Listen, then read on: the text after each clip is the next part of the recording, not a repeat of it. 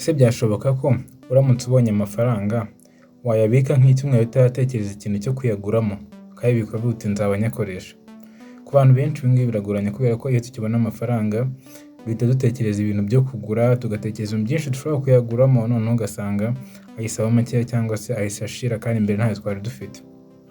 Iyi niyo mpamvu abantu bakunze kuvuga ko baramutse bafashe ubukungu bwose bwo ku isi bakabugabanya abantu mu buryo bungana, bagafata amafaranga yose ari ku isi bakayaha abantu mu buryo bungana, mu gihe gito cyane amafaranga yose yaba yasubiye mu maboko y'abantu b'abakire, n'ubundi baba basubiranye amafaranga yose. Impamvu ni ukubera ko ubundi amafaranga abantu benshi iyo bakiyafata bahita batekereza ni iki kintu nayaguramo, noneho agahita agenda akagura, ariko undi muntu we ahita ayafata agatekereza ati ese aya mafaranga ni gute nayabyazamo andi mafaranga? Kubera ko ikintu kigoranye nubwo gukora amafaranga bigoranye, ariko ikigoranye cyane ni ukuyagumana no kuyabyaza ayandi.